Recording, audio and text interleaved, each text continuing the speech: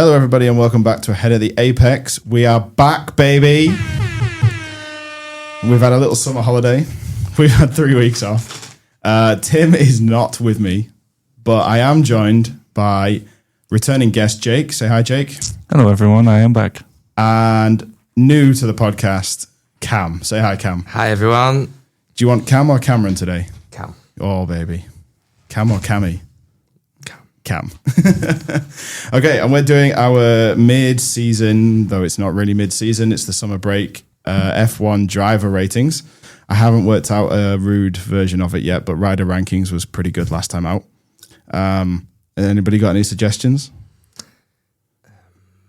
I think just being careful with the way you say ranking. Yeah, but it's not, racer rankings is not really the same. Drivers. Yeah, rider rankings don't really work for F1 though either. It doesn't, does it? And you can't do driver digits because that sounds like a phone number. It does. If anybody does have Pierre Gasly's phone number, please DM the Instagram account. We are going to go through. So Tim's not with us. He's got a family commitment. He might join us later on in the podcast, and his mic is ready to go should he do so. But he has sent his numbers ahead of time. And the way we're going to do this is we're going to go round the table and give our ratings for the first half of the season for all of the drivers, including Jack Doohan. Jake, have you done Jack Doohan? I have. Good. Even though he only did like 6 races, whatever it was. I have a table in front of me that will work out the averages across the 4 of us. And I also have a table that will work out our team averages. So let's say we do the 3 Alpine drivers. Once we've got the 3 Alpine drivers, it will give us an average for Alpine per person. And that in turn will give us an average for Alpine. Yeah. So I didn't ask you to do the teams because of this. I also have all the race results in front of me and teammate comparisons. And I might ask you for a little justification as to why you've given your grade. But we are also 4 of us, and we've got 21 drivers to get through in about an hour and a half. So we'll save the spiel for the big boys. Yes. Okay, so we're going to start with Alpine, first of all, and we are going to start with Jack Doohan. So the reason we're starting with Alpine, I should have said that, is because I pulled the list of drivers, even though I know them, from the Wikipedia page for the entry for the 2021 season, and they list them in alphabetical order by team. And then I actually don't know how they do the drivers within the team, but this is in driver order. So, for instance, Jack Doohan is first, even though he's not alphabetically first by first name or by last name. So who knows? Maybe it's nationality because he's Australian. Yeah, probably. But then Lance Stroll was listed after Fernando, and he's Canadian and not Spanish. Who knows? Anyway, Jack Doohan. So Jack did the Australian Grand Prix, the Chinese Grand Prix, the Japanese Grand Prix, the Bahrain Grand Prix, the Saudi Arabian Grand Prix, and the Miami Grand Prix before being dropped. I have been quite harsh on Jack because it was quite rubbish. I've sort of forgiven Australia, but it was quite rubbish, and I've given him a 1. Tim has given him a 2. Cam. I also have gone 2. 2. That's quite high for somebody who's only done 6 races and DNF'd most of them. There's just not a great deal to... The only thing I can compare him with is Colapinto. Okay. They're both on 0 points. Yep. Like, Colapinto has been slightly better. Yep. But ultimately, has his replacement really outshone him that much? Not much. Great. Jake? I've also given him a 2. Interesting. Similar justification? Do you think you've been kinder because he's a rookie this year? No, so I've taken into account all the other rookies. Yep. Into the scoring of all the rookies, taken kind of like we did the reserve riders for the MotoGP one. Yeah. Kind of taking them separate, but kind of including the sort of average of the grid as a whole and where they've been finishing. Yeah. I think Jack Doohan he started badly. Mm-hmm. Australia was not a great Grand Prix for most people anyway. I've kind of taken the progression of his time in F1 Yeah. and given him a bit more points because it looked like he was getting better. Okay. And I thought it was a bit harsh to change him then. But Colapinto's also done nothing either. Agreed. So I kind of gave him a 2, a little bit higher than I would have wanted, but I felt a 1 was a bit harsh because he was improving. Okay, so while we're talking about Colapinto, what did you give Colapinto? I also gave him a 2. You also gave him a 2. Cam? I have given Colapinto a 3. 3. Okay, so to put it into perspective, Gasly beat Doohan 4-1 in the races. I think that doesn't include they've both had a DNF. Yeah. And a 5-1 in qualifying over Doohan. Gasly's best finish when they were teammates was 7th in Bahrain. Doohan's was 13th in China. For Colapinto, it's a 5-3 advantage to Gasly in the race. Gasly's best was multiple top 10s in Spain and Silverstone. Colapinto's best finish so far has been 13th. It's 6-2 in qualifying, with Gasly's best qualifying 8th in Spain and in the UK, while Colapinto's was 12th in Canada. So pretty poor. I gave Colapinto a 2. I think he's done a better job than Doohan. And so did Tim. Tim's given him a 3. So they come out average-wise. So 1.75 for Doohan and 2.5 for Colapinto. Just to round off, I gave Pierre Gasly a 4.5.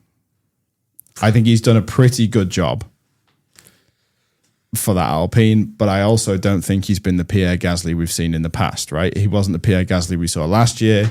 He's not the Pierre Gasly we saw when he was sort of back at Toro Rosso, AlphaTauri, that sort of era.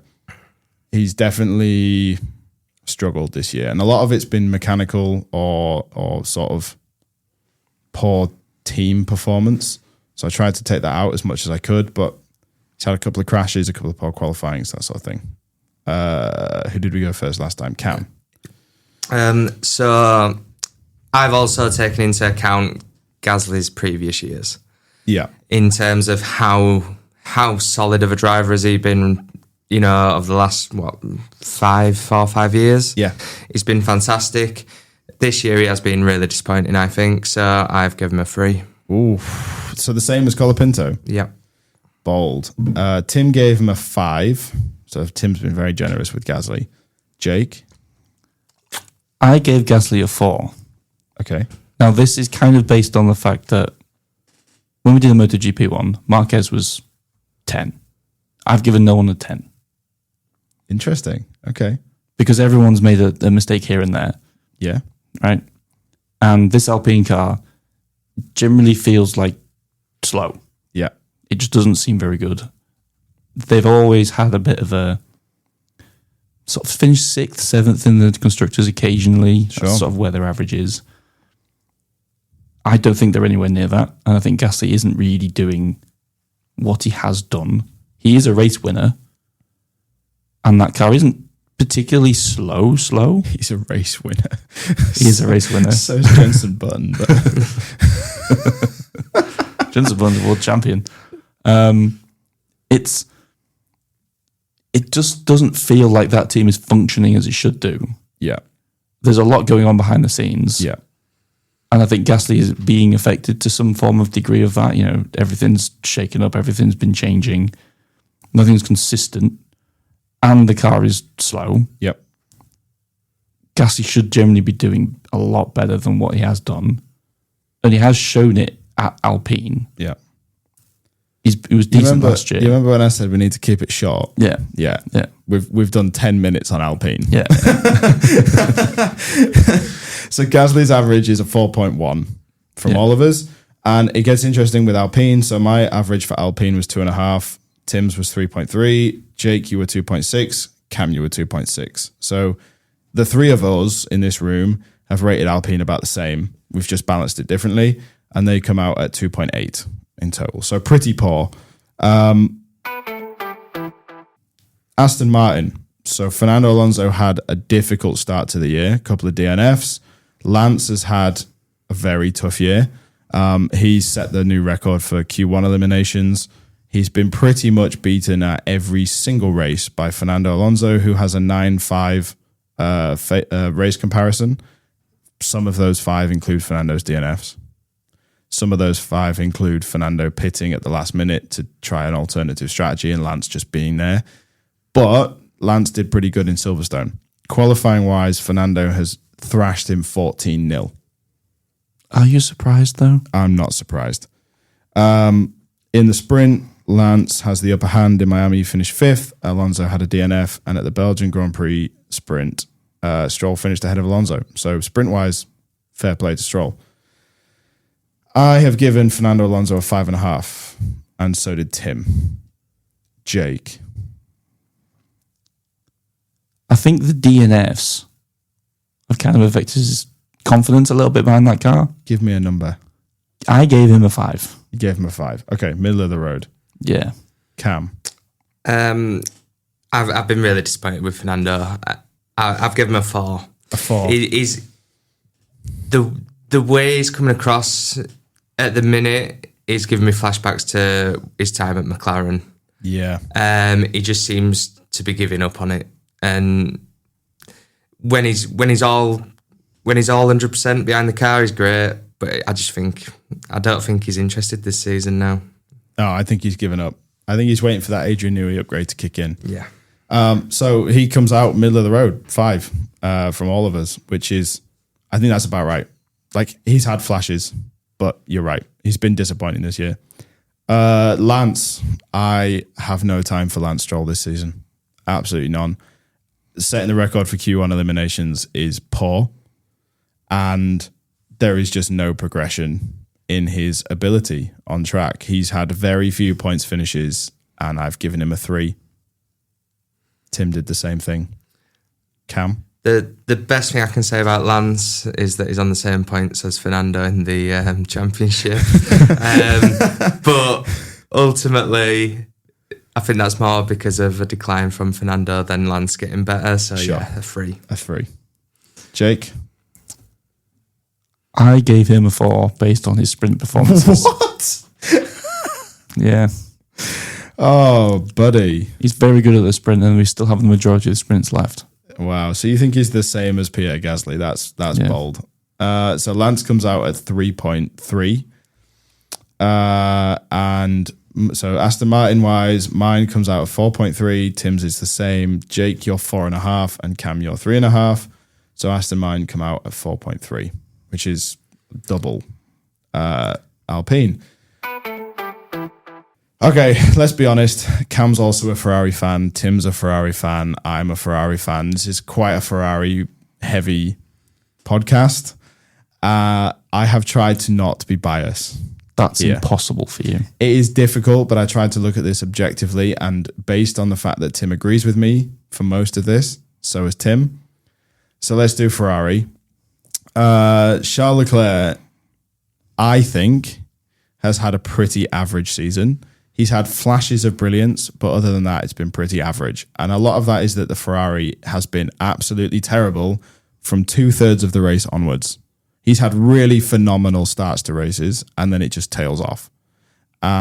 For instance, Australia, 8th, double DSQ for Ferrari at the Chinese Grand Prix. Japan, he was 4th, but he was a long way back. Bahrain, 4th, but a long way back. Saudi, 3rd, a long way back.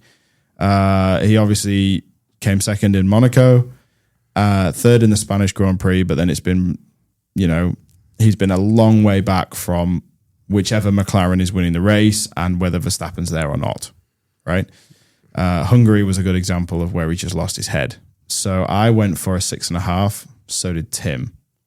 Jake? I went for a 7. A 7. Just because... And I'm the biased one, right? It's mainly because he's on what is probably a very weak Ferrari car on average. Yeah. But he's still getting podiums and he's still regularly finishing in the points. Yeah, so he's thrashed Lewis 11-2 in the Grand Prix. And he has outqualified Lewis 11 times. His talent is on show. It's just that car is that bad. Cam? So... I've been the harshest of everyone. I love Charles Leclerc. Spoiler alert, he is my favourite driver. Yeah. However, I've been so disappointed this year. He seems I wish I could have the Charles Leclerc that qualifies every week in the race. I genuinely feel like at times Lewis has better race pace than Charles. Yeah. And it's a bit worrying for me. I can't give him higher than a 6 this year. I think even though he's the closest to anything barring Verstappen, he's just not been good enough, I don't think. Yeah, I mean, Tim and I have both said on this podcast before that I think when it comes to this new crop of drivers, and I include Leclerc in this new crop of drivers because he kind of was very young when he started, there's only 2 that I've seen that can race Max, and that's Charles and Oscar.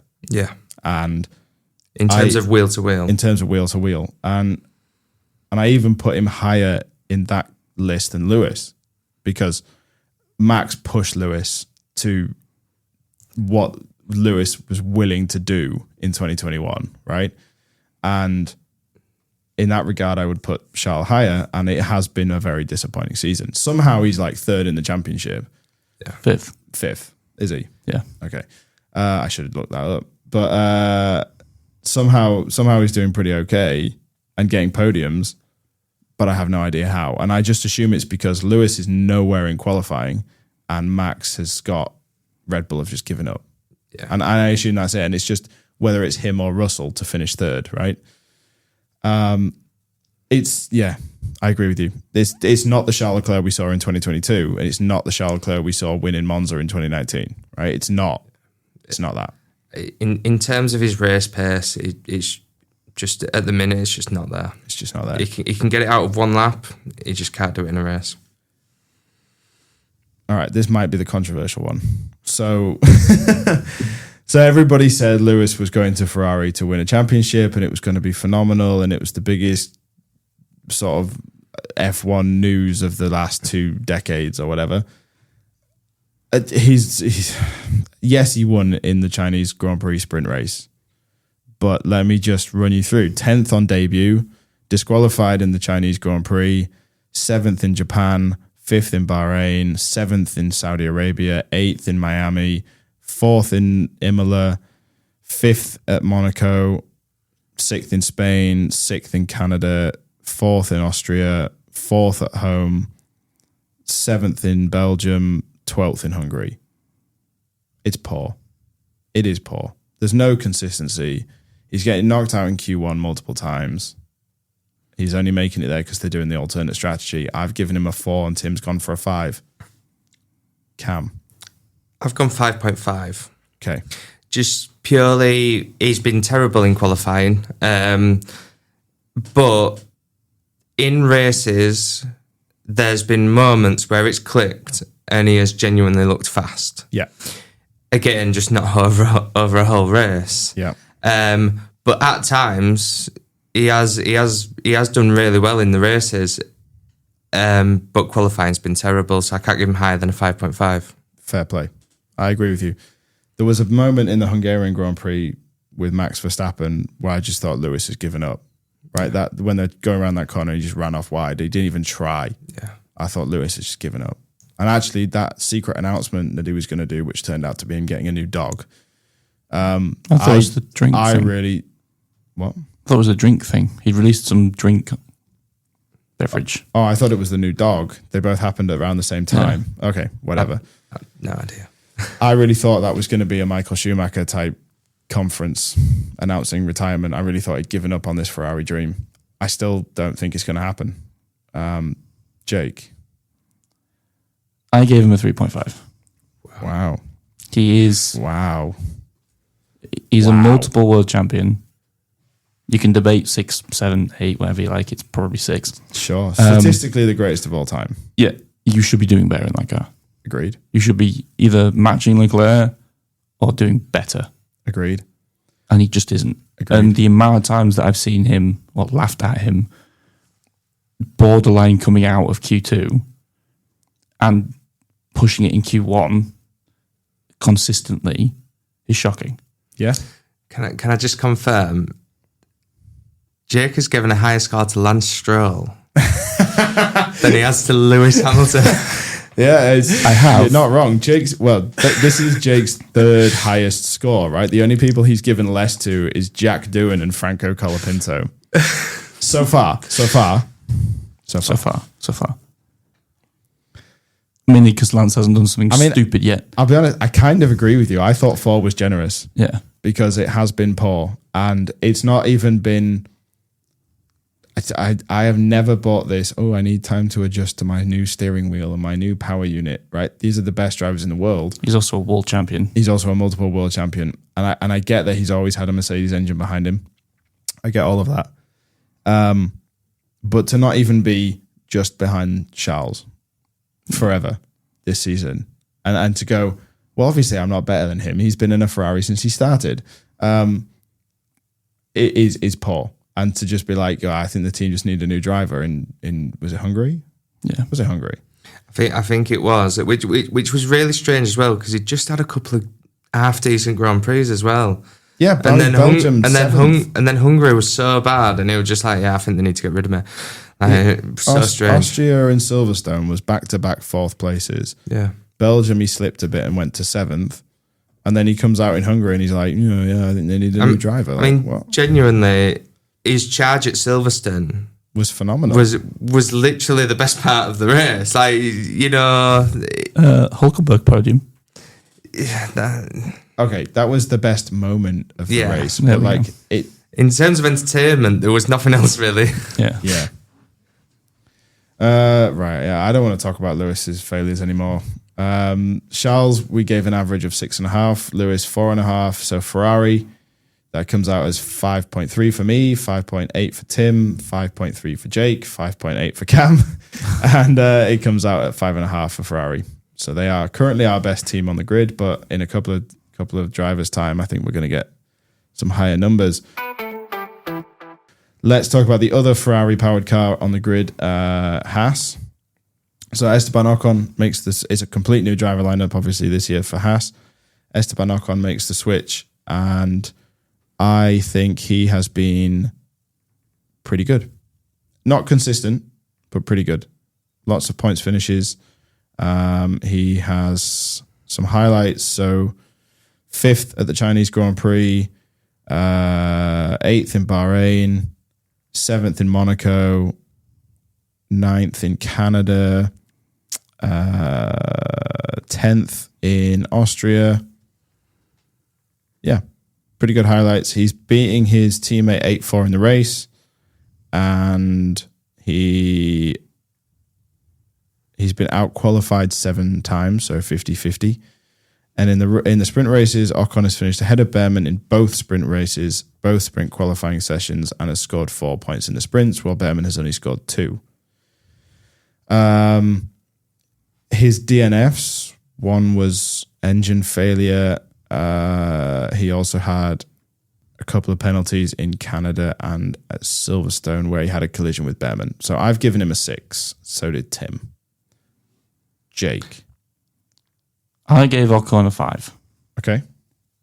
He's been very up and down a little bit. He's not been as consistent as you'd expect in that Haas car because it's sort of a middle of the ground car. It's decent, but not sort of bottom end of points, really. Yeah. He's not been as consistent as I would have expected because he was reasonably consistent at Alpine. I just don't think he's quite where he should be yet. Sure. A little bit of underperformance here and there. The qualifying bit worries me with him. In what sense? Behrman's basically a rookie. Yeah.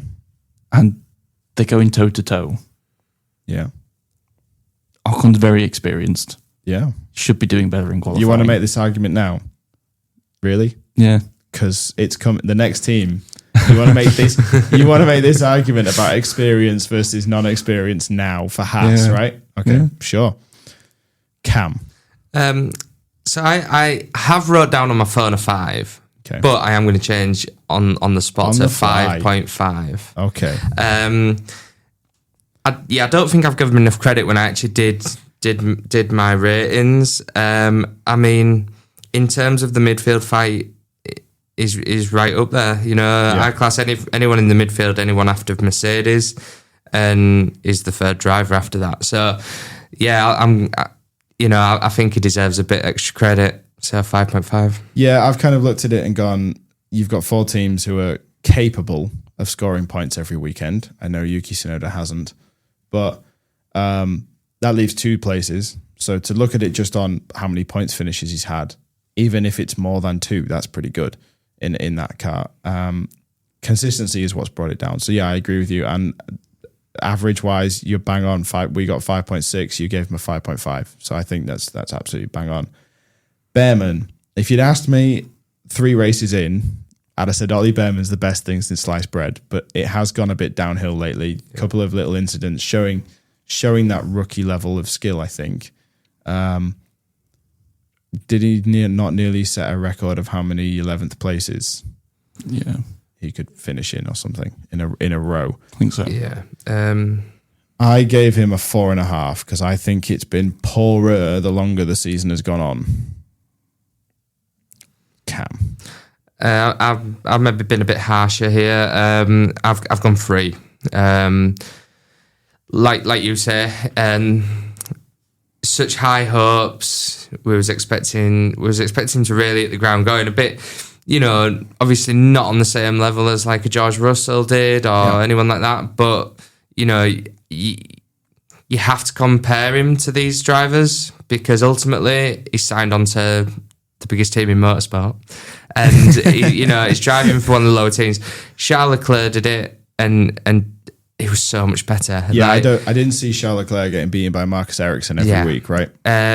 So I've had to go 3, but if he can get his qualifying pace back and just have steady races, he'll get. I think it's more a confidence thing. I think there's a really, really, really fast race driver there. Yeah. He just needs to show it. I think it was Miami when things started to go around because I'm just looking at the results. Australia, the pair of them finished 13th, 14th, then 5th and 8th. So this is Ocon, then Behrman. Then it was 18th and 10th at Japan. So points for Behrman. 8th and 10th in Bahrain, 14th and 13th in Saudi Arabia, and then from Miami. So DNF, 17th, 12th. 17th, 11th. He had quite a good Silverstone. 11th, DNF. Yeah. So, yeah. It's just consistency brings him down for me. Yeah, big time. Jake. Now, I've ranked him based on the other rookies a little bit. And obviously, Doohan and Clobbin have affected that a little bit. Bold. I had him as a 7. 7. Felt it was very high.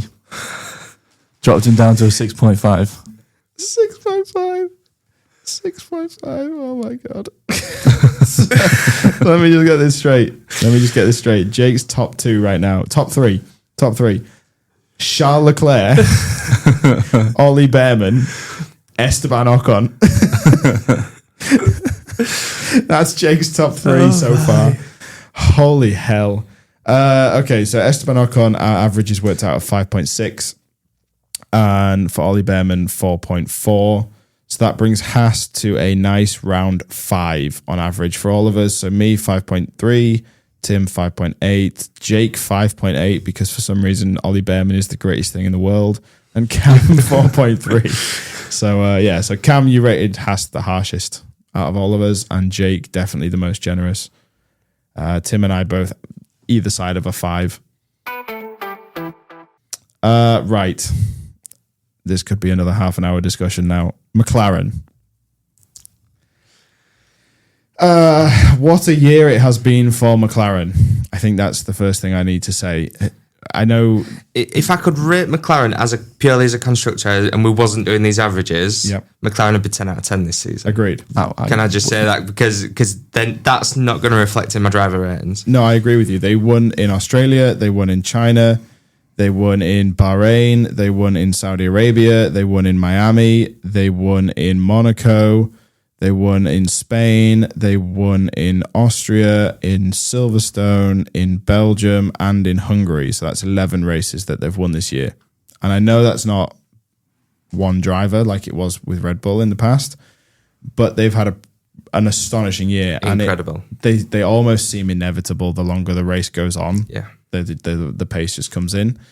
I did see an analysis recently that was like it's something to do with the front suspension. So the front suspension has a component in it in all cars that stops the car diving under braking, which is what generates the most heat in the front tyres. The McLaren is the most stiff, so it stops the diving, so it preserves the front tyres.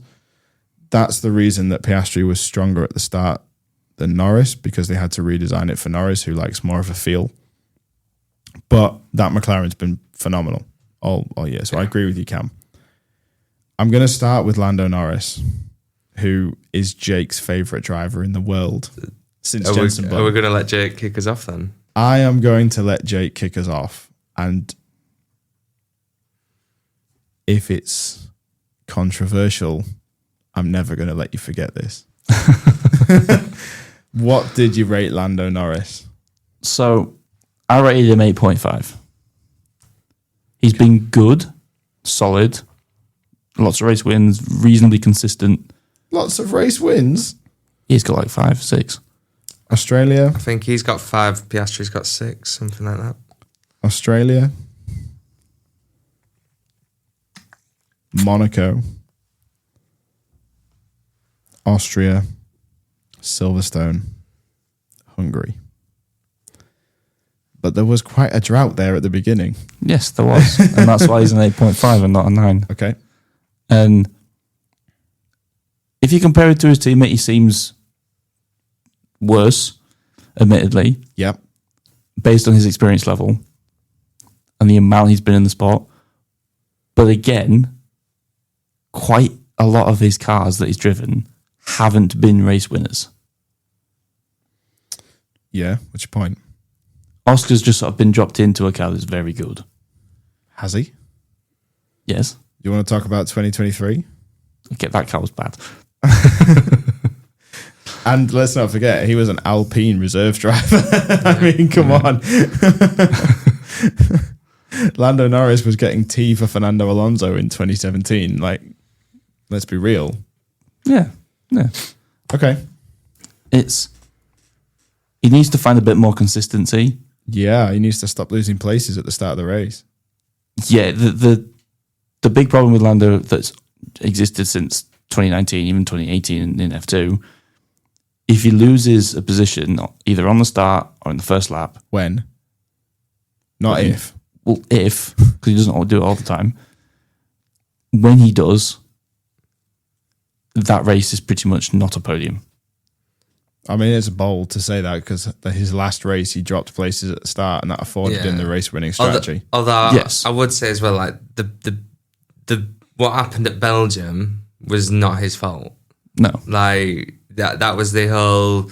It messed up the ERS deployment, didn't it? Yeah. Okay. Cam. I've been harsher than Jake. Shock. So I've given him a 10. I've given him a 7 out of 10. 7 out of 10. Oof, you've been the harshest of us all. So I think this is because I do like Lando, and he started showing it a lot more recently. Like I would say, sort of around Monaco, he started to sort of, show a bit again. But at the start of the season, I mean, Piastri was making him look like a rookie. And Max in that Red Bull. Yeah. Look, there's plenty of time in the season for that rating to go up to a 9. He just needs to, like you said, not lose positions early on in races.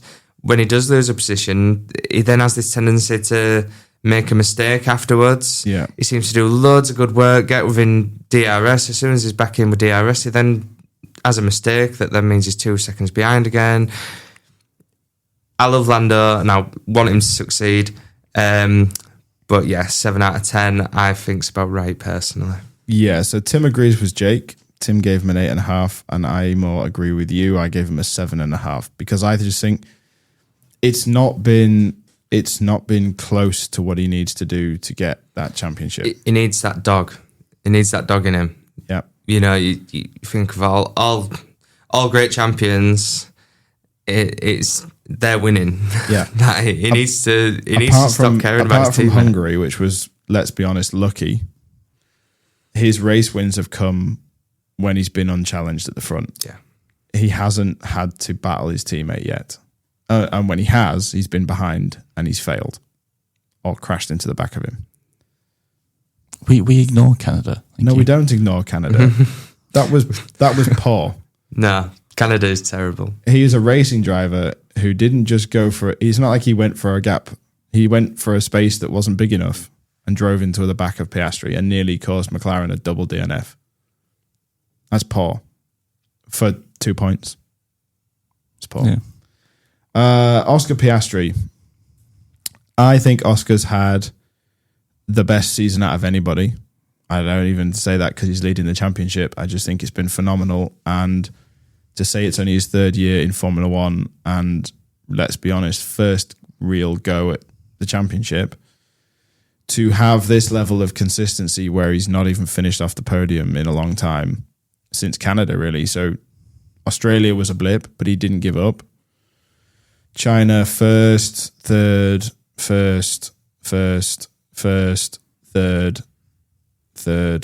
first, fourth in Canada, second, first, second. So to have essentially one finish off the podium since Australia is phenomenal. And that's exactly what you need to be doing to be winning the championship. And yeah, he's been relatively unchallenged at the start of the season, but he hasn't had it easy. He's had to battle Leclerc, and he's had to battle Russell, and he's had to battle Max, and he's had to battle Lando, and he's come out on top. So 9.5 from me. I think he's had an almost perfect season. 9 from me. 9 from you. I think the biggest difference for me between Oscar and Lando is just the racecraft. Oscar reminds me of the great drivers that we've had. Name them, Alonso, Hamilton. He just always seems to look in control. Yep. Whereas Lando, when he's got someone chasing him, doesn't. Whereas Oscar just always seems to be so calm, and that's been the difference between them two this season. So yeah, 9. Can't give him a 10 because it hasn't been as dominant as what we've seen from Lewis or Max or Michael Schumacher. Yep. But it's been pretty flawless. Yep. 8.6 advantage over Lando in qualifying, 6 poles to Lando's 3. Race-wise, he's got him beat, right, so far. Yeah. And apart from that penalty in Silverstone and the crash in Australia, it's been pretty good. Yeah. Jake? I gave him a 9. Mainly because of that Silverstone situation. Sure. It didn't come off as rookie. It came off as stupid. Sure. It came off like he was trying to cause an issue for Max, not just stopping for the safety car. And no matter where you look at it, don't like it. I just think he panicked. Yeah, but I also just think he panicked. I think he saw what the safety car was coming in with the lights, and I think he just panicked and jammed on. I also look at that as a similar incident to Fernando holding up Lewis in the pits. Yep. Vettel overtaking Webber when he was told not to. What else? Max and Lewis. Max slowing to let Lewis pass at Saudi. All of those incidents to me are kind of the same, pushing the boundaries of what's allowed. Seb and Hamilton at Baku. To try and gain an advantage, right? Yeah. And that's what a world champion does. And I honestly think he's going to do it. So average-wise, Lando comes out at 7.9 and Oscar at 9.1. McLaren, no hint that they're not the best team so far. 8.5 from me, 8.8 from Tim, 8.8 from Jake, and an 8 from Cam, and an 8.5 on average. So far the best team. And I suspect that they will be the best team overall. Let's move along to, we talked about their customer team, so let's talk about the factory team. Mercedes must be quite embarrassing to have their biggest customer rival absolutely trouncing them. They had their lead driver leave them at the end of last year, and they've replaced him with a rookie. And if you'd asked me, again, same as Behrman, if you'd asked me early in the season, I'd have said Kimi Antonelli was phenomenal. I wrote an article on our website that said Kimi Antonelli is basically Jesus Christ. And then since then... I mean, it's been the worst kept secret in motorsport, hasn't it, for a while now? Yeah, but since then it's been poor. So fourth on debut and one of the only rookies to finish that race was phenomenal. But since Imola, he had a mechanical DNF in Imola in his home race, 18th in Monaco after a mechanical in quali. Spanish Grand Prix DNF, DNF in Austria because he crashed into Max, DNF at Silverstone, 16th in Belgium, 10th in Hungary. It's been pretty poor. I went for a 5.5 because I think the benefits, I think he's been bang on average, but the benefits so far have been a little bit better than the negatives. His highs have been high, his lows, a lot of them have been team fault. Tim gave him a 6. Jake. I gave him a 5.5. Okay. I felt it was a little bit generous, but then again, a lot of the races that he hasn't finished have been mechanical problems. Yeah. And yes, he's in a very good car. He's in probably the third, fourth, even sometimes the second fastest car on the grid. I think he should be doing better based on where George is finishing. Yep. But again, mechanical problems, and he's a occasional rookie. team issues, rookie. And he's still in school. Yeah, he's probably just finished his exams, right? Well, I don't know what they do in Italy. I don't know. I've no idea. Yeah, whatever they do, he's probably just finished them. It's kind of the case that I don't think he's the best rookie compared to the car that he has. But Sure. he has been doing decently well in that car. I just think he has a lot more potential there in that car Oh, so much. that he just isn't unlocking Yeah. for whatever reason. Yeah. And I don't know whether that's a retirement issue, mechanical problem, or whether that's just him unable to get that car to work. Yeah, but sprint pole in Miami was pretty cool. Yeah, but that's his only real major highlight. What? 4th on debut in Australia. He beat Piastri. Yeah, he did. But Piastri put it in the grass, didn't he? Cam. I'll continue the trend of me being the harshest critic. So I've given him a 5. Look, I mean, the hype around him should absolutely be there. I totally think this is a future world champion, multiple time world champion. I think what we're seeing someone that could have really used the season at a team lower down, or just a little bit more experience in terms of F2 and things like that. I have no doubt he's going to come good. Yeah. It's just age and experience. He gets a 5. I actually think this is the perfect season for Kimi to have been in Mercedes. I just think he should have been in a Williams or something last year. Yeah. Like a George Russell situation where he's given a few years. I think this is given the regulation change we're having next year. I think this is the perfect year for him to be in the Mercedes because they've kind of written off this year. Yeah. And he needs to embed himself within the team for a year. But he should have had another year somewhere else. Yeah, maybe shouldn't have followed Lewis Hamilton. You know, the most successful driver they've ever had. Yeah. It's big shoes to fill. Big shoes to fill. But I think he's done okay. And we all thought he was just a little bit above average because 5.5 was his average. George. I think George has had a pretty decent season.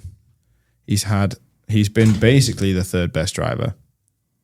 I don't think that's a bold claim. 3rd in Australia, 3rd in China, 5th in Japan, 2nd in Bahrain, so on and so on. The podiums go on and on and on. He was always the meme of it's me and my friend and our friend George, right? Of the two McLaren drivers. And obviously when Mercedes needed to pull it out of the bag in Canada, he was there and he beat everybody. His only real thing has been his engine blowing in Monaco qualifying.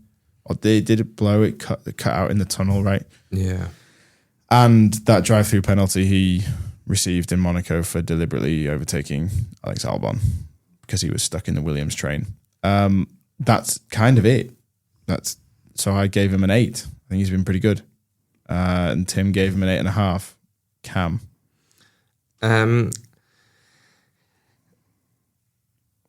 I can't give him a higher than Lando Norris. Sure. So I've given him the same. I've given him a 7. I think he's had a great year.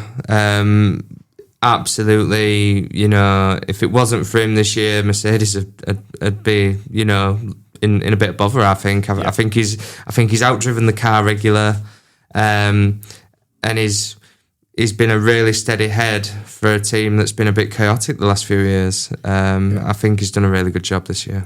Yeah, it does quite often feel like Mercedes is the room's on fire, the floor's on fire, I'm on fire, everything's on fire kind of thing. And the only 2 real steady heads have been Bono, Toto, and George. Yeah. It feels weird, Toto being a calm head, though. But George has stepped up. Yeah. This year he has. Yeah. He's been that team leader. And actually, he's kind of looked like a bit of a team leader for a couple of years. Lewis was sort of trashing the car in the media and being a bit downtrodden and talking to other teams. Not George. What have you given him, Jake? I kind of agree with everyone. I've given him an 8. Okay. I think it's another season. He's had a few seasons like this where he's there. He's just there. He's just there. He's just there. When Max, Lando, Oscar isn't there, aren't winning, aren't at the front, he's just there. He's there, yeah. He's just there. You don't see a lot of him in the race. No. I mean, he was relatively nowhere in Hungary, right? That's Yeah. his most recent. And then as soon as Leclerc started to struggle, there was George. Yeah. He just I'd love it if Leclerc could be as consistent as what George Russell has been this year. I would take a little bit less pace for that consistency, honestly, because the pace will come when Mercedes get that rocket ship engine back in next year. The pace will be there. Yeah. And it'll be George versus Oscar Piastri for the title. Just imagine Lance Stroll winning the title next year. No, not with a Honda engine. Adrian Newey. Right. So with that, Kimi gets a 5.5 on average and George got a 7.9 on average. So that takes Mercedes-wise. I gave them 6.8, Tim 7.3, Jake 6.8, Cam a 6, so a 6.7 overall. Right. I think we need to sort of cover the next 2 teams simultaneously because it's musical chairs. So I've got Racing Bulls and then Red Bull. I've listed them as they started the season. I've done scores for both. So I've got Yuki in with Racing Bulls, even though he only did 2 races, and I've got Lawson in with Red Bull. But I think it's fair that we rate them sort of simultaneously. Let's start with Hadjar. He's been at Racing Bulls the entire time, and apart from Australia, I think he's been the Rookie of the Year so far. I don't even think that's a bold claim to make. He's probably been the most consistent. Yeah, definitely. He's been right there on the edge of the points or scoring a handful of points at just about every race since that DNS in Australia. So I've given him a 6.5. He's, for context, Tsunoda outraced Hadjar in China, but it was a 50-50 qualifying head-to-head, and since then Hadjar has an 8-3 advantage in the race over Lawson and a 9-3 advantage in qualifying. Hadjar has outqualified Lawson in Belgium in the sprint, but in Miami, Hadjar finished ahead of Lawson because Lawson DNF'd. So 6.5. Tim gave him a 6.5 as well. I think we're on Jake. So I agree. I think Hadjar has been the Rookie of the Year. And I said this months and months ago. And I remember you laughing at me, Josh, saying it. I would never. I'm just laughing because I can remember Ollie Behrman's scar. I think if Hadjar was in that Red Bull, I still think he'd have a similar situation that the other drivers have had, but I have given Hadjar a 7. Because obviously he's the only other Racing Bulls driver that hasn't been moved up yet. Yeah. And I feel like they don't want to because they don't want another Lawson situation, but I feel like they might end up doing it at some point just to try it out. I think now that Horner's gone, there'll be a lot less of that now. Maybe, but you never know. I think I agree with you, Cam. I think the musical chairs will stop at some point. Has to, right? Yeah. Depends if it was Marco or Horner, doesn't it? Yeah. Sorry, Jake, what did you give him? 7. A 7. Cam? I've gone 6. 6? That's quite harsh. Well, he has been the most consistent out of all the rookies. And to be fair to his credit, he's been a bit chaotic at Red Bull. Yeah. So you know, that absolutely fair play to him. But I mean, I think it's fair in terms of where I've also rated other drivers. It sits consistently. Just because he's a rookie, I'm not going to give him extra points. You know, so out of all the rookies, he has actually got the best score. I think he's been Red Bull's second best driver of the season. Yeah. And I've rated him as such. Same. Yep, same. So he comes out an average of 6.5. Yuki Tsunoda. So at Racing Bulls, he outraced Hadjar at both races, obviously, because Hadjar didn't start the Australian Grand Prix. And at Red Bull, Verstappen has a 10-1 advantage in race finishes, that one being Austria. Yuki has lost 12-0 in qualifying, and they've done 3 sprint races together, and so far his best sprint result has been 10th. Tsunoda, 5-second penalty in Bahrain and 10-second penalty in Silverstone. And if we look, his main problem has been qualifying, right? So qualifying, Japan 15th, Bahrain 12th, Miami 10th, Imola 14th, Monaco 17th, Spain 20th, Canada 12th, Austria 18th, Silverstone 15th, Belgium 13th, and Hungary 17th. That's pretty poor. And then the race results just haven't been there. I have been very generous. And the reason I've been very generous is because we all know how shit that Red Bull is. Yep. And if there is one swear word that I'm allowed in this podcast, it would be to describe that Red Bull. Yep.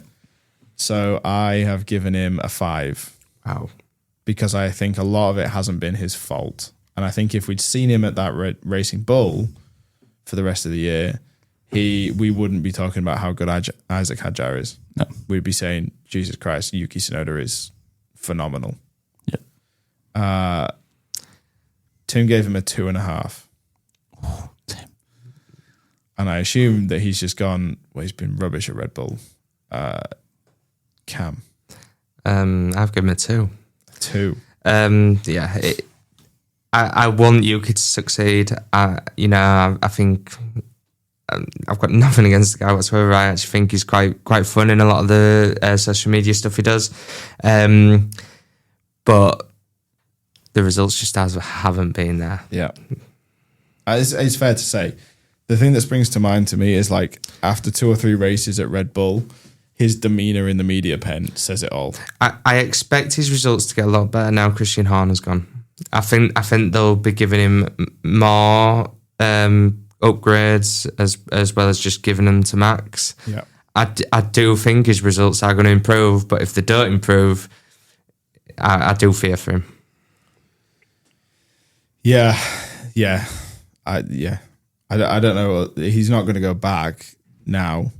They're not going to drop him back. I mean, who are they going to replace him with? Hadjar? Hadjar's probably hiding out somewhere, making sure he never answers Helmut's calls and making sure his contract with Racing Bulls is ironclad of like, I will see out the season with Racing Bulls and that sort of thing. He's probably taking Pierre Gasly's notes of like, how do I get out of this system? Please let me out. No, I agree with you. Jake? So I split them up a little bit to give them a rating on both teams that they were in, Yeah. just because it was that drastic of a change. Yeah, but it's not just about the results, is it? It's about how they're performing in the car that they're given. So it's the same car, really. Yeah, so in terms of Yuki, at Racing Bulls I gave him a 7, Okay. but Red Bull a 3. Average out to about 5. Okay. Does it? Because it's like 7 for 2 races and then 3 for You can drop it down if you feel like it. 3 for 12 races and then add them all together and divide by 14. Does it come out of 5? No, it comes more out closer to 4. But I feel like his talent has kind of just vanished in that Red Bull. So we've got 14 plus 36 Math time. divided by 14. 3.5. You're so wrong. 3.8. I feel like the Red Bull is just zapping everyone's talent out of them. It's just not a good car. No. I just don't know how to explain it because No. Max isn't doing very well in it, but it just shows how good Max is behind that wheel. Yeah. So you've given him a 5, is what you're telling me. Same as me. 4.5 is okay, but 5 is fine. What number do you want? Give him a 4.5. 4.5. Okay. So that brings Yuki's average to 3.5. Liam Lawson. So started the season at Red Bull. You sure about that? He didn't What? show up, did he? Well, he was there. He existed, yeah. He was there. What are you talking about? Of course he was there. He was there. So he DNF'd. Oh, sorry, that was a yawn. So he DNF'd in Australia. Didn't make it through the race and finished 12th in China after qualifying last. And then he made the switch, and he's taken a couple of races to get back on par with Hadjar. Sort of been there or thereabouts more lately, and has looked, to be honest, the better of the Racing Bull drivers for the last 3 or 4 races. So I've given him a 4 because I thought he's been pretty good compared to Hadjar, but absolutely terrible in his first 2 races. And Jake mathing that comes out at a 4, and Tim agrees, and he's given a 4. Jake. Yeah, Liam Lawson at Red Bull to me is just no. Like, it didn't work out. I don't think he was ever ready. I think they just jumped the gun, really. Yep. Kind of, oh no, we've got rid of Perez, who do we put in? And it's just jumped to Lawson. Mm-hmm. I gave him a 2 and I thought that was very, very generous. But at Racing Bulls, he has started to feel a little bit more like the Lawson we've seen previous. Yeah. And I felt a little bit generous in giving him a 6. But the last few races, recency bias, it's looking better. If he can keep this up, a 6 is valid. I think a 5.5 is more accurate. But I don't remember his first race at Racing Bulls. Recency bias is definitely giving him a 6. So what's the number? 6. 6. Okay. His first race at Racing Bulls, he finished 17th, while Hadjar finished 8th. Yeah. Cam. I'm going 3. Okay. You are the harshest one of us. Look, Yeah. I feel harsh about this because if Yuki had been if you swap Yuki and Liam Lawson, how this season's gone, Yeah. I think Yuki has a much higher score at Racing Bulls. Yeah. I think he does a lot better than what Lawson has done since going back. Yeah. But Yuki's got a 2 out of 10. You know, if it had been the other way around, Liam Lawson might be on a 1 at Red Bull. You know, I just can't give him more than just can't. Like, I don't know. Yeah. Again, by the end of the season, things can change, but Absolutely. first half And of the it'll be season, interesting to see he's a how this 3. looks. But you're right. He's spent a long time, 2 races at the back of everybody. Not great. Okay. Reigning world champion, Max Verstappen. Started the season well, and then it's tailed off a bit, hasn't it? Yeah. Yeah. I don't even know how to rate him because, in my opinion, he's the best driver on the grid at the moment. But he's in a car that doesn't really allow him to demonstrate that. And because he's had a topsy-turvy season, my results table that I have in front of me is completely wrong. It's saying he's won everything, which he didn't. I've given him an 8, and Tim has given him an 8.5. And I think that is fairly fair. I think he's had a really tough time in the second half of this season when Red Bull has kind of just gone, okay, we need to try stuff now. There's been a lot of turmoil at Red Bull. There's And been a hell of a lot. it has even affected Verstappen. Yeah. However, I am going to, still put that into my rating. Come on. So I've given him a 7. Okay. Which I think, he is the best driver on the grid. He's the fastest by a country mile. The only thing is this year, we've seen a side of Max that we haven't seen for a couple of years where he gets really frustrated and he gets those, he gets that red mist. Yeah. A la what happened at Spain with him and George Russell. Yeah. And things like that are just seem to let him down a bit this season for me. Yeah. But 7 out of 10, that's the same I've given Lando Norris, that's the same I've given George Russell. Yep. I think it's consistent with how I've rated everyone. Not much else I can say about him really. He's annoyingly brilliant. He is annoyingly brilliant, but I think you're right that we're seeing those incidents that we used to see sort of pre-first World Championship, Yes. right? Yeah. Where things are clearly not right. When things are going right, we don't see frustrated Max. Barely ever, right? No. But how often have we seen him, shouting about the strategy or shouting about what tyres are these? Telling all his engineers in they're Spain, idiots. yeah. What tyres are these? Those would be the hards, Max. But why? Why am I on the hards? And you're right. The incident with Russell in Spain was poor. He was lucky to get the penalty he got for that. I thought. He was lucky to even be classified at the end, in my mind. No, I agree. It's been poor. The lows have been poor, but equally he's dragging that Red Bull to places it clearly doesn't belong. Yeah. We have to rate him for that. Jake. So I gave him a 7.5. Okay. I wanted to give him an 8 just because of how solid he was at the start of the season and what he's doing in that Red Bull. Yeah. But as a world champion, as a multiple world champion, young kids come into the car team. Don't bring the children into this. Protect the kids, man. F4, F3, F2, everyone's looking at him as a world champion to set an example, and that Spain incident was just not good enough. I agree with you. They punished Vettel harsh for that. Yeah, and if Lewis had done it, the same situation, I think, wouldn't have played out. I think it would have been a completely different situation, and people would have roasted him for it because it was Lewis. But because it's Max, no one did.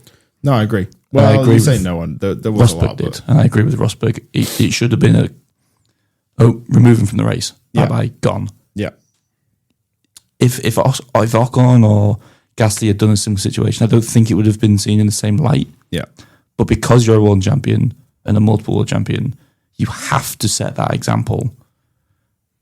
And you can't let the red mist take over. I think the thing is, even though we all know he's hot-headed, but he's had altercations before, but he's done it in the pit lane and he's done it, what happened with Brazil, it was with Ocon once at Brazil. Yeah. Although it doesn't look great when you've got paparazzi taking all the photos and videoing you, that's it's about as behind closed doors as you can probably get in F1. And he's done it in the safest way, right? He's not done it out on track. You don't do it on the track, in the cars. Yeah, no, I agree. So Verstappen's average comes to 7.8. As for Racing Bulls wise, and I might adjust this when I post them on the website, but so Racing Bulls, I've included the 3 drivers, and Red Bull, I've included the 3 drivers. So Racing Bulls for me was a 5.2. For Tim was a 4.3. Jake was a 5.8. Cam's a 3.7. Red Bull for me was a 5.7, 5 for Tim, 6 for Jake, 4 for Cam. So they come out about the same. Racing Bulls 4.8 and Red Bull 5.2. Okay, 2 teams left to go. And I suspect these will be quicker. Kick Sauber, so Gabriel Bortoleto. I think he's had a pretty average start to the season, and since the upgrades have come in, he's got a lot better, and I think he's now outperforming Nico Hülkenberg. But I've kind of rated them both very similarly. Gabby, I gave a 6.5 to. Tim gave a 7. Cam, I think, right? 7. 4. 4? Are you insane? This is for Bortoleto, isn't it? Yeah. Yeah. Yeah. He's had 1, 2, 3 points finishes in the last 4 races. He's leading qualifying head-to-head 8-6 against Nico Hülkenberg. He's losing 8-5 in the races. Sprint-wise, he's finished ahead of Hülkenberg in China, but not in Belgium. But Hülkenberg did have the one great moment. Yeah, and I've rated Hülkenberg higher for that. I don't want to sway you, but I'm keeping it consistent with how I've rated all the other drivers. okay. For me, my 6s and 7s are, well, not really 6s, but my 7s onwards are saved for the people that are, I think really outperforming the cars. Mm-hmm. Or at least in the driver championship fight. Bortoleto, although he's had a steady season, and it's not his fault, it's probably the car's fault. He needs to get into the points more. Yeah, fair. Jake? I've given him a 4.5. Jesus Christ, what is going on with you two? Maybe we're just kick Sauber simps. I just think at the start of the season it wasn't quite there, but he's a rookie, so I gave him that. But it's just, it seems like certain racetracks just aren't there for him. Yeah. But they are for Hülkenberg regularly. Again, it could be a rookie thing, but that car is now capable of getting a podium and can get points and has a lot of upgrades and a lot of potential now. If he keeps doing what he's been doing, I can see This will go up, yeah. it will go up. It's Yeah. just a bit more consistency needs to be there. And Sure. I do think he's a very solid rookie. I just think, comparing it to the rest of the rookies that are on the grid, I don't think he's in the top 3. Okay. What about Hülkenberg? I love Nico Hülkenberg. I think we all do. I think everyone does. Everybody loves him, but that doesn't mean everybody needs to give him a 10 out of 10. And No. finally got his podium. He's been very solid recently. You've given him a 10, haven't you? I can see it on your face. It's written all over your face. No one has a 10. The highest was 9. I've given him a 7. For audio listeners, which is everybody, Cam just leant his head back and gave out a massive sigh. Cam, what's going on? Talk to me. So I might be wrong here. I might be, I just might not have my rose tinted glasses on or what, I don't know. I think Hülkenberg's actually been pretty poor this year in terms of, this is like the first time I ever saw Hülkenberg, and it'd be like, wow, it just doesn't look like he could just step into a car and drive it to a points finish like he could do, like, ever since we've ever seen him on a F1 grid.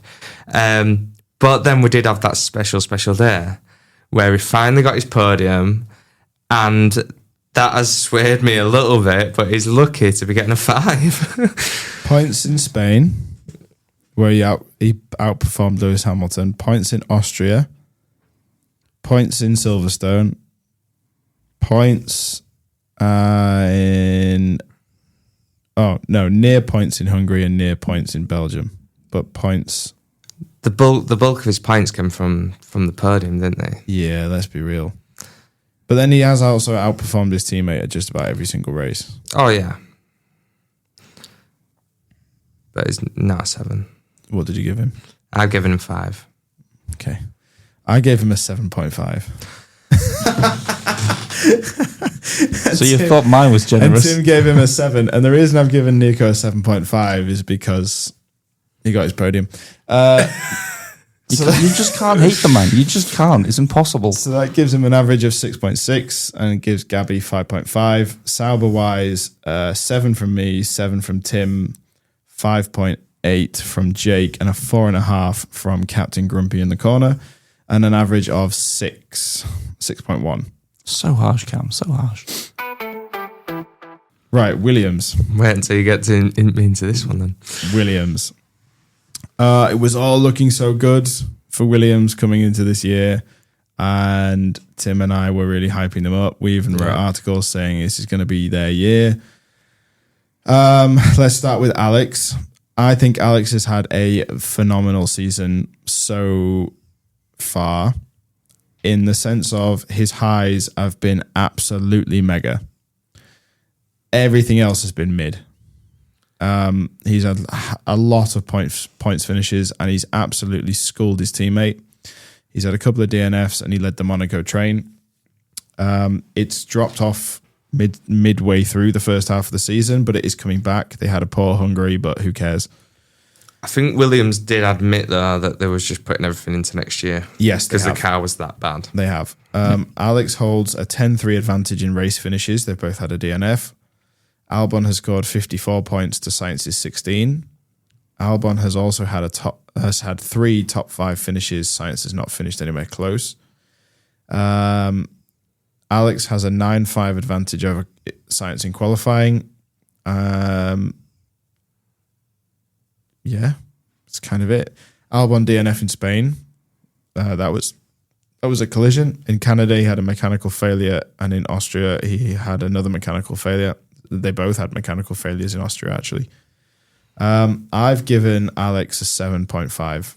I think he's been as good as Hülkenberg in that Williams. I just think the Williams is better than the Sauber.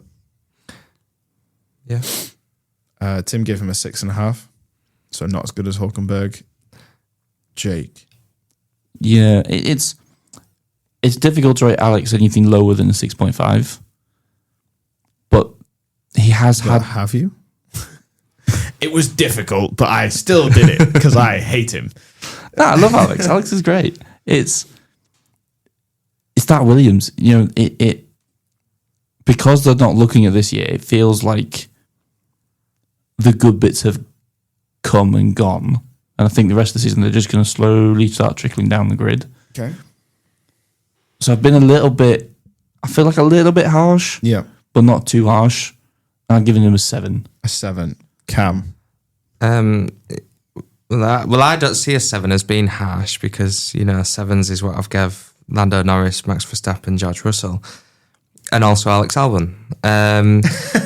He has once again just been a shining light for Williams this season. It absolutely has been. Yeah. And I mean, you look at the Drivers' Championship, he is leading everything bar in the big teams. Yeah.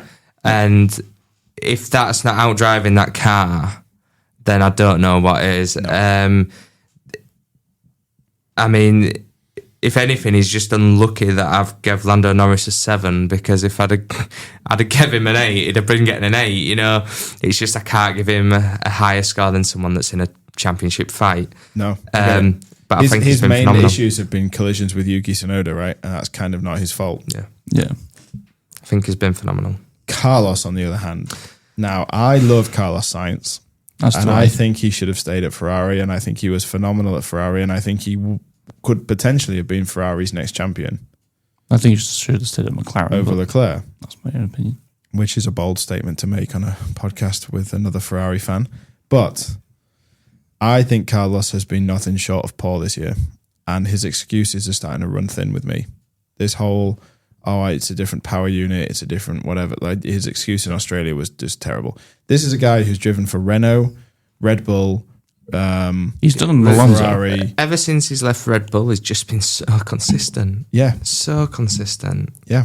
He's the Alonso of the new generation, being with like every team. He's been with just about every power unit on the grid, and he gets to the Mercedes and he's like, oh, well, it's not the same as what I'm used to. No, shut up, get on with it.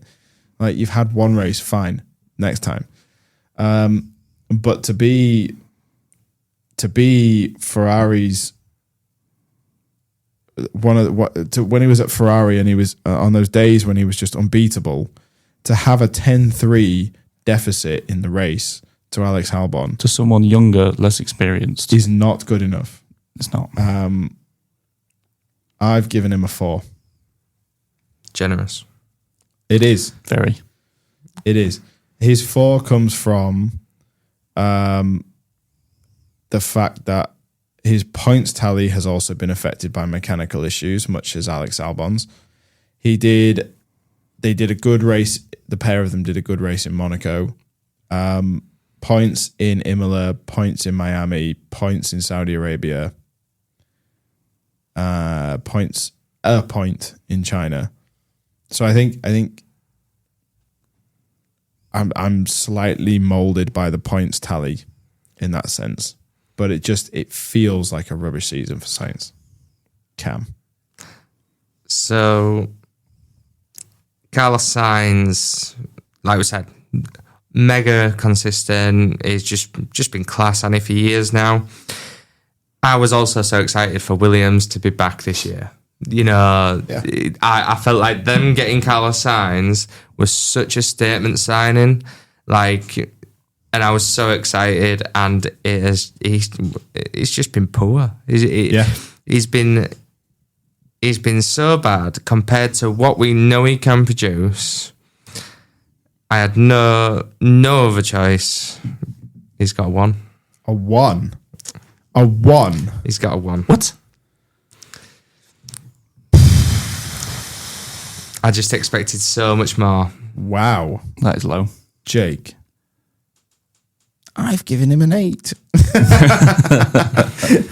And I love Carlos Sainz. That's yeah. I think Carlos Sainz is the next Alonso, but everyone loves him. I've always thought he's like that friendly guy on the outside. Yeah. He's got that killer instinct. Yeah, he's got the helmet on. He's very not pleasant, but he seems like a nice guy, nice, calm, collected. Sure, but just because I want to go for a beer with him doesn't mean that. Exactly. Yeah. And, you know, he's been Toro Rosso, Renault, McLaren, Ferrari, everywhere. He's got enough experience on that grid to be doing well in any machine. That's like I said. He could be, in the right car, he could be challenging for a world title. Yeah, and that was that Ferrari on McLaren. It's not this Ferrari, is it? No. No. And just because he's in a Williams doesn't mean that he's going to be fantastic and whatever, even though they have an amazing history of getting drivers to be good. And their driver lineup for over the years has been incredible. Yes. Sergei Sorokin and Lance Stroll. What a lineup. Pastor Maldonado. Pastor Maldonado was excellent. George Russell and Robert Kubica. I'm talking more like 90s. Right? Yeah. 3 and decades again, ago. The expectation of him joining was an expectation of him, you know, points, finishes, podiums. And give me the number. I'm very disappointed doing him, but I think there's some potential there. Giving him a 3. A 3. Okay.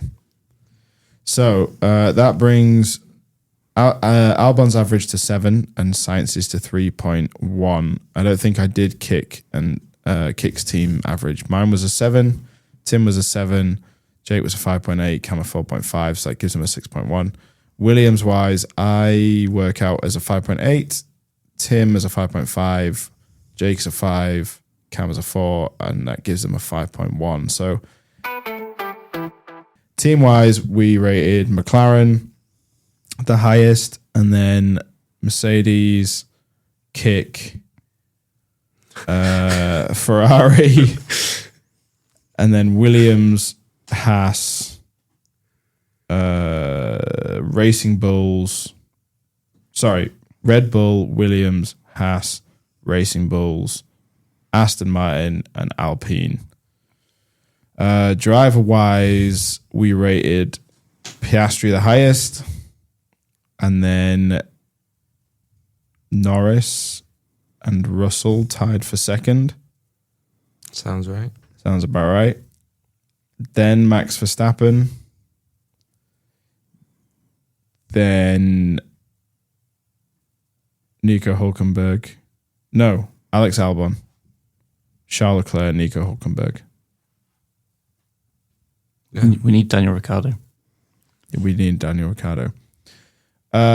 So I will put all that on the website, and I might even play with the averages for Racing Bulls to try and balance the Yuki Tsunoda, Liam Lawson time paradox. But that's it. That's kind of the end of the podcast. And usually what happens now, Cam, is that we waffle for about 20 minutes about some useless rubbish, and none of it makes any sense. So is there anything that you would like to waffle about? Yes. Try and keep it motorsport related if you can. Yes. No, there is. What's your waffle? Why do F1 not let their drivers go out on wet tyres? Oh, we have had this debate on this podcast many times. What is the point in the wet tyre? I mean, it's now Silverstone and Spa, two major marquee races in the season, and both of them, I just don't get it. I don't get it because it takes away from the skill of the likes of Max Verstappen, Lewis Hamilton to a certain extent. I'd probably expect George Russell to be pretty good. And why? Just let them race in all conditions. As long as they've got the correct tyre on for those conditions, race. Yeah. I mean, I actually said last recording of this podcast, that Max would have an argument for race fixing from the FIA. Yeah. Because of how it played out in Belgium. And And it ended up being dangerous as well. Yeah. Because of what did happen with the ERS. They're going down that straight. So many cars, the ERS is deploying properly. So many of them, like Lando Norris, it was just a dead spot. And that could have been more dangerous than just letting them race in the first place. Yeah, I agree. Absolutely. It's, something needs to be done. We have complained about it so many times in this podcast, mate. It's unreal how many times we've kicked off about it. But yeah, you're right. Let's do something about it. Let's sign a petition. Let's start a petition. Jake, do you have any post-podcast waffle? Other than MotoGP, comparing it to F1, but... Well, we can waffle about Marquez for 30 seconds. If you want. He's just won, since the last time we recorded, he's won 2 more races, 2 more sprints. It's getting dull at this point. Is it? Yeah. Is it? Jay, I wonder what it must be like to have one team winning. To be fair, at least it is between 2 drivers in F1 this year. Hey, but let's be honest, Bez has given it a good go. I mean, is this the first time we've had a teammate sort of championship fight since Nico and Lewis? Yeah. Yep. Yeah, it's going to get spicy. I'm very much looking forward to it in the second half of the season. I think Lando's going to become a bit desperate because he doesn't want Oscar to win. Yeah. If one of them's getting desperate, it's Lando, let's be honest. Yeah, but it could quickly change. 2 or 3 races and it could all switch. You're right, though. It's a bit boring. And Mark can win it in 2 races' time before we get to the Asian portion of the calendar. Yeah, while we're still in Europe, which is wild. I think will that be the earliest anybody's ever won it? It's either going to be the earliest or joint earliest, and that's insane. And to get there, he has to win the next 2 races, right? And sprints. But that will mean that he'll have won 9 back-to-back sprint Grand Prix doubles. Like, there was a lot of going into the season for MotoGP of a Ducati factory fight, between essentially the 2 big boys of the sport, with Martin sort of sat there in the background on his little black Aprilia. And it's just not... Aprilia. It's just not turned out as expected, and it's just turning into this Marquez show because it's just between Alex and Mark, and now it's between Mark and Bez, and even Bez... A little bit of competition, but it's not really enough. Yeah. Because Mark is on some magic voodoo right now where he can hold back, wait a few laps, wait for whoever is in front of him, if anyone is, to sort of burn through their tyres. Gee, what must it be like to have a vehicle that looks after its tyres and then just waltzes away at the end of the race? Can't think. I know, Cam, you don't do much motorbike, so let me just put it into perspective for you. The season this year is 22 races long. We have had 14 races. Mark has taken pole at 1, 2, 3, 4, 5, 6, 7, 8 of those. He's taken the fastest lap 1, 2, 3, 4, 5, 6, 7, 8 of those. He's been the winning rider at 1, 2, 3, 4, 5, 6, 7, 8, 9, 10 of those. Only losing in America, where he fell off and DNF'd. In France, where he was second. Because Zarco won it. Because Zarco won it. And in Silverstone, where he was third.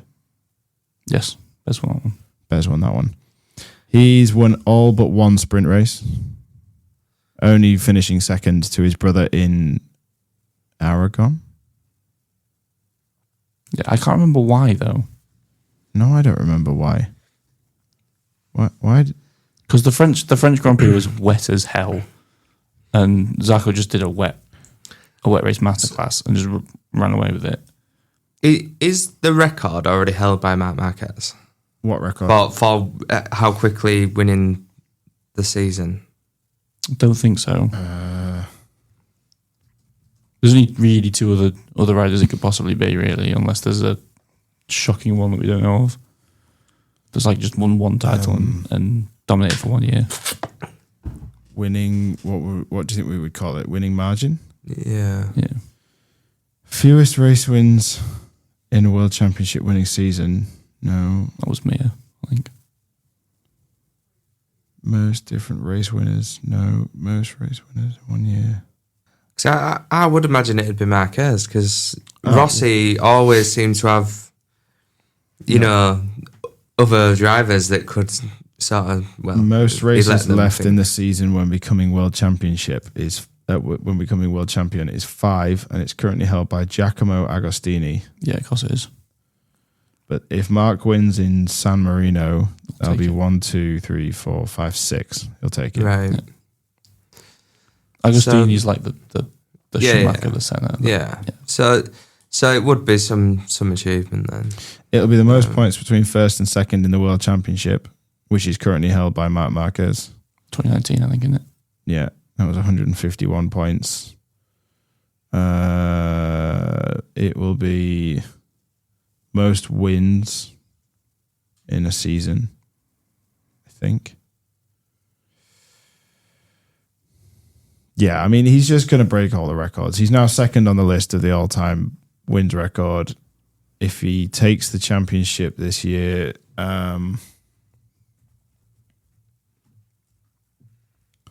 he'll be equal with Rossi. Yes. Is that right, Jake? I think it's 7, isn't it? Rossi's got 8. That is scary to think. Total championships. Oh, no. Because it doesn't include MotoGPs, Agostini is ahead of Valentino Rossi, but yes. Yes. I think that takes him equal with Rossi. It must do. Yeah. It does. So, yes, this will be a scary year, statistics-wise. Yeah. Right. I think we're going to end it there. Does anybody have anything witty to say after I say thanks for listening and goodbye? Anybody prepped anything? I've not prepped anything. Tim normally goes peace. What a great sign off, Tim. It is. It's like the cut-off point. No, okay. All that's left to say is thanks for listening, and we will see you in a couple of weeks when we will be discussing, there'll be lots of racing. There's bikes, Formula One, and WEC between now and then. So next time will be a busy podcast. Thank you to Jake and Cam for joining me. Yep, pleasure. Hopefully we'll do this again at the end of the season. Sure. Yes. I'm down. Cool. Thanks for listening, everybody. See you next time.